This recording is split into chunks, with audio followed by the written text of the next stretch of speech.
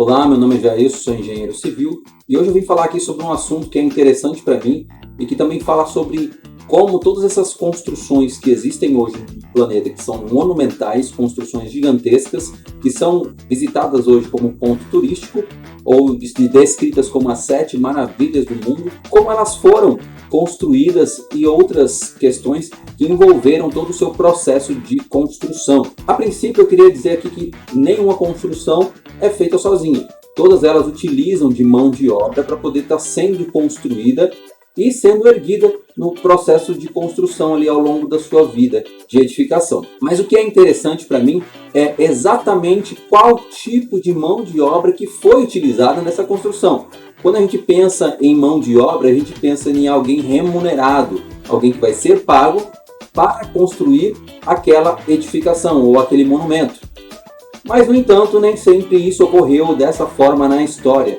Grande parte de grandes construções que hoje são vistas como um monumento da arquitetura que a humanidade tem hoje para si, muitos deles foram construídos com mão de obra escrava, o que reduz muito o custo de construção. Porque se formos levantar hoje por mão de obra, gestão financeira ou por matéria-prima de se consumir para construir uma edificação do mesmo porte que se construía antigamente, ela custa milhões e milhões de reais.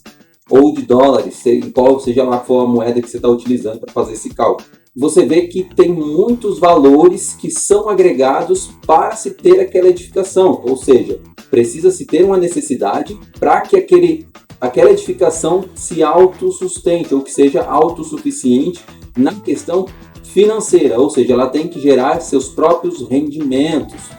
Se vai ter visitação, como um estádio de futebol, se vai ter cobrança de ingressos, quantos jogos vão ser. Então, tudo isso envolve um custo muito grande quando você fala de uma construção monumental. Aqui no Brasil, grande parte das construções que são gigantescas, normalmente são campos de futebol, que custam muito dinheiro para se manter ali no período que ele não está sendo utilizado. Mas, ao mesmo tempo, a gente tem outras construções ao redor do mundo que, antigamente, se tinha matéria-prima para extração, mas, ao mesmo tempo, você tinha uma mão de obra muito grande para fazer essa movimentação de um lado para o outro. E o que acontecia? Você não juntava apenas uma quantidade de pessoas que trabalham ali por um certo valor remunerado, e sim se utilizava pessoas escravas. Isso aqui eu não estou dizendo sobre etnia, sobre religião, muito menos sobre raça. E sim, qualquer um antigamente era vendido como escravo, podia ser branco ou uma pessoa afrodescendente.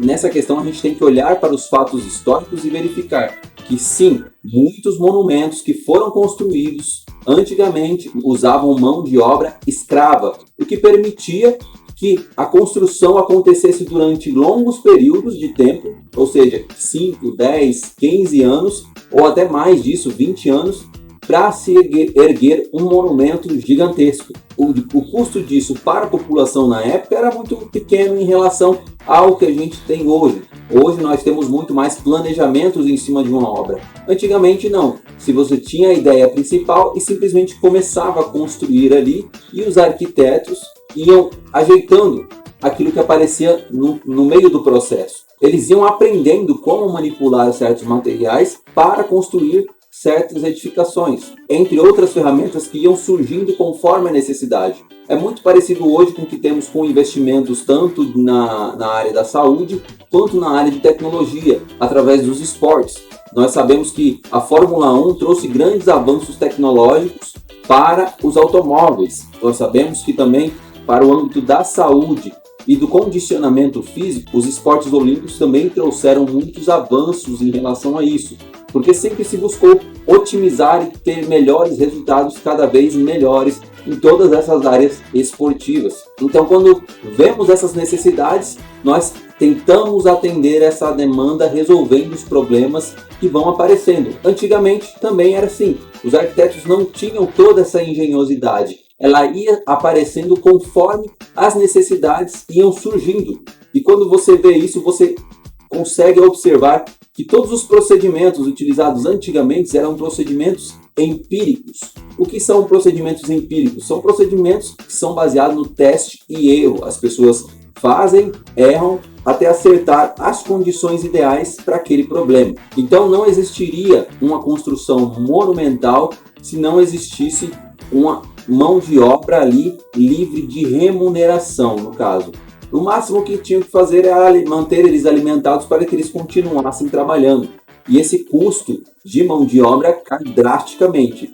Hoje você pode fazer um trabalho semelhante a esse, mas respeitando todas as condições que o ser humano precisa. Hoje nós chamamos isso de trabalho voluntário, ou seja, você não remunera a pessoa, mas você solicita que ela faça um trabalho por vontade própria, por motivações próprias.